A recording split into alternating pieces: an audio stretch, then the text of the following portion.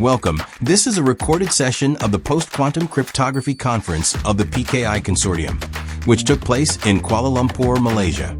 This conference is made possible through the support of the PKI Consortium Post-Quantum Cryptography Working Group and our sponsors SSL.com, Entrust, Keyfactor, HID, and Crypto4A. And with exceptional organizational support from SSL.com, Keyfactor, Logius, POS Digicert, Baker Tilly, MSC Trustgate, and Digitoris. Join the discussion. Join the PKI Consortium. Go to pkic.org/join. Danny is a cyber defense engineering graduate scholar, locally from, or nearby, I should say, at the Republic of Indonesia Defense University, and she specializes in post-quantum crypto. So, Danny, over to you. Thank you, sir, for your introduction to me. Actually, you don't have to call my last name because I know it's hard for you to pronounce. So, good afternoon, everyone. Thank you for having me here. Actually, this presentation is quite old. I forgot to put our partner here with the National Research and Innovation Agency. This research is actually built by us. We did this research for the ML-KEM and also the IIoT. So let's just begin. Okay, probably you're gonna be confused. Why do I put this kind of maze into my presentation? This is actually the basic of my understanding about quantum computing. So first time I got about quantum computing, I was like, what is quantum computing actually? Because I don't even, it's still new for me. And I was like doing some more research. I'm doing some more further study about quantum computing. What does it does? And finally, I got my own analogy that my brain can handle about, okay, so actually what classical computing and also quantum computing facing the same problems, but it's just different in how to solve the problems. And that is what comes with the risk about the threat that could be caused by the quantum computing to break the classical cryptography. So like that. Why IIoT? So my background is I worked for chemical industries for 14 years, and that is why we choose IIoT. And I have my friends here. We do the same research together with the Research and Innovations Agency. First time we did this research is actually we went to a company. It's an explosion company. They built for explosive the mining, gold mining, and also around Indonesia area sites. And they have this kind of mobile manufacturing truck. They brought all the raw materials, chemical materials to the sites, and then they do the explosive there. They do the productions there. And what we did is, if this truck is not protected with future quantum era security, the damage could be massive, the explosion. And the destructive could be very national, and probably it's not just for Indonesia itself, but also for other countries. For example, probably there's a threat like a chemical terrorism. They could possibly get the hazardous materials for criminals' actions, for instance. And that is why, based on my understanding about quantum, I put into our research in IIoT. We came up with this research, and this is what we did. Okay. So what we did is we integrate the ML-KEM-768. Previously, I used Kyber, but thank you to Albert for giving me the advice to use the ML-KEM-768. Thank you very much. For the TLS 1.3. So this is actually the new recommendations from NIST that we put into the research, and we test the performance and security, and also we did the simulations. It's just like small simulations, lab scale simulations in the 3 VMs of IIoT with the PQC itself. So what we did is we built 3 virtual machines.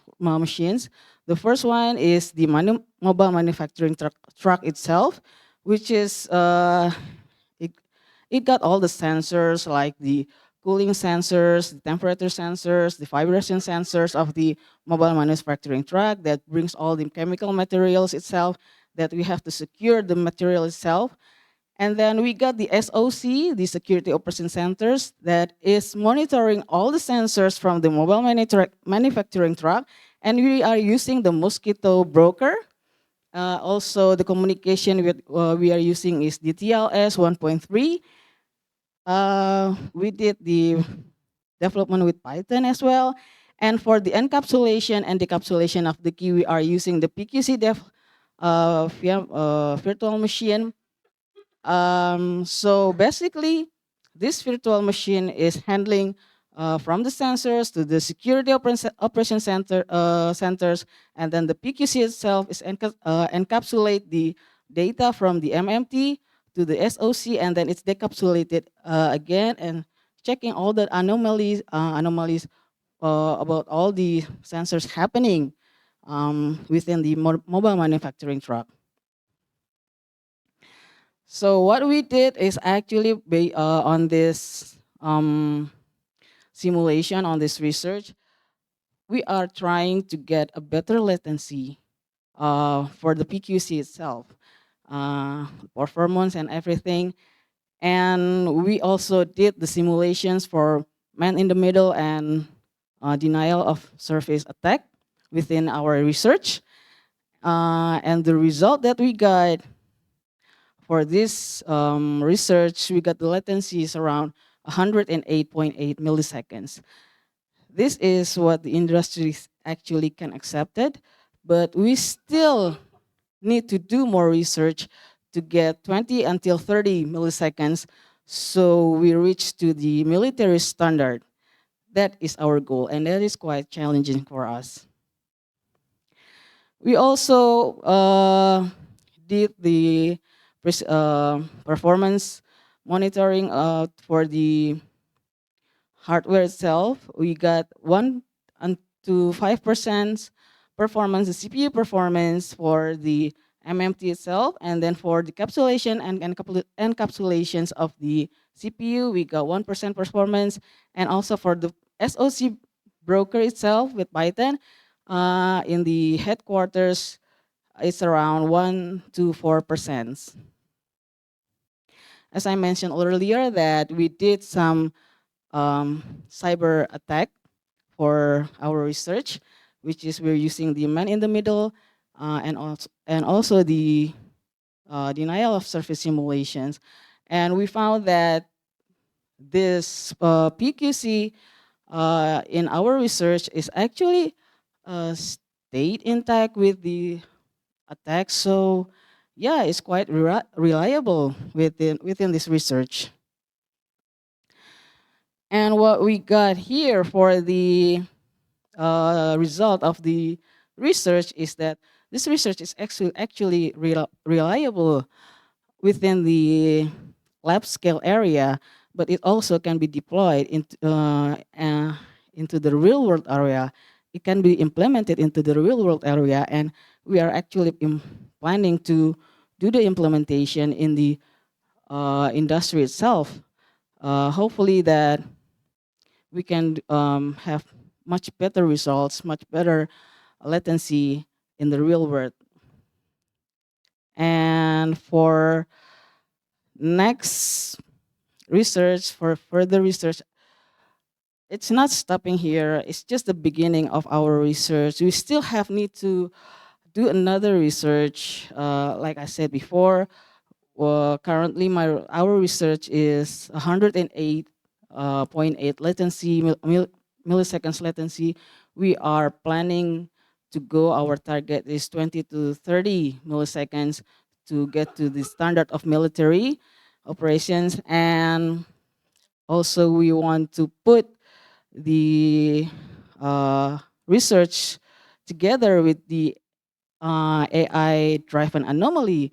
Currently, I already put LS, the deep learning language with LSTM autoencoders, and probably next I'm going to hybrid it with quantum autoencoders. So just to see the noise, how much noise that we can get from if we hybrid from LSTM autoencoders with quantum autoencoders, and so it can give us a better decision of the anomaly, of the prediction itself. What should we do according to the anomaly that we get? That is still a long journey of research actually for us. But again, back to the maze again.